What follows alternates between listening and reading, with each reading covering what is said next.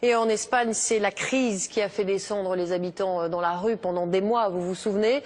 Aujourd'hui, le taux de chômage avoisine les 30%. Il faut bien tenter de s'en sortir ailleurs. Pendant des années, les Marocains venaient chercher du travail en Espagne. Aujourd'hui, la tendance s'inverse. Ce sont les Espagnols qui émigrent de l'autre côté de la Méditerranée. Et ils sont 4 fois plus nombreux qu'il y a 10 ans.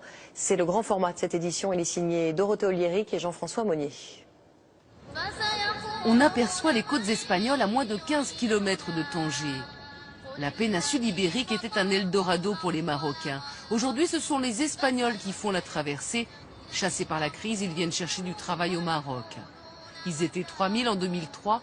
Ils sont plus de 10 000 désormais à résider officiellement au Maroc. Mais en réalité, ils seraient plusieurs dizaines de milliers à vivre dans le royaume chérifien. Sur les chantiers de construction de Tanger, un peu partout, on voit à l'œuvre des ouvriers, des peintres, des maçons espagnols. Martín Sierra a laissé en Corogne, femme et enfants, il y a 3 mois, une question de survie. Je suis venu pour trouver du travail.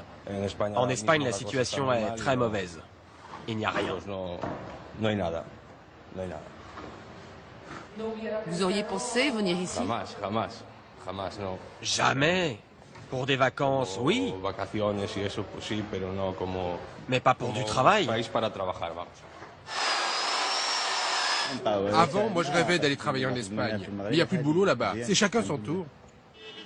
Avant la crise, les Espagnols résidant au Maroc étaient essentiellement des enseignants, des diplomates ou des hommes d'affaires. Mais le taux de chômage de près de 30% en Espagne et de 55% chez les jeunes a changé la donne. Massimo, lui, est diplômé d'architecture. Il a trouvé ici un emploi bien rémunéré, mais il constate l'arrivée d'immigrés d'un nouveau genre.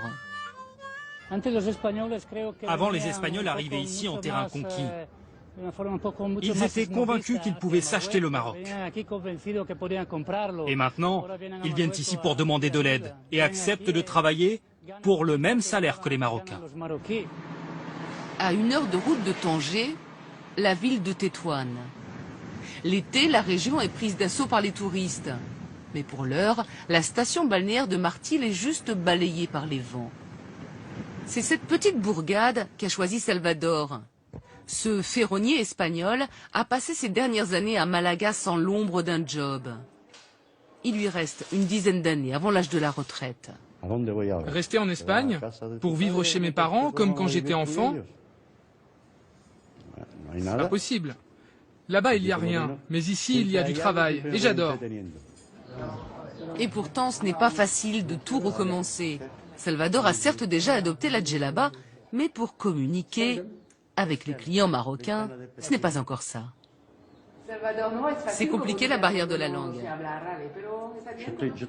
Oui, ça c'est un peu mon petit problème. Mais petit à petit, on va y arriver.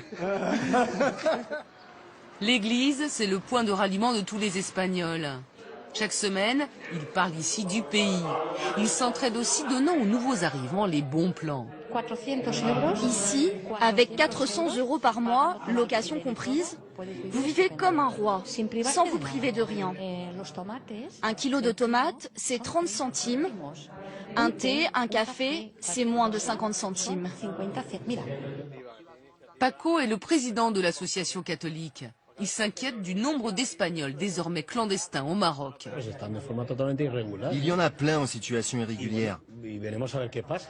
On va voir ce qui va se passer. Mais il pourrait bien y avoir des expulsions de ces Espagnols.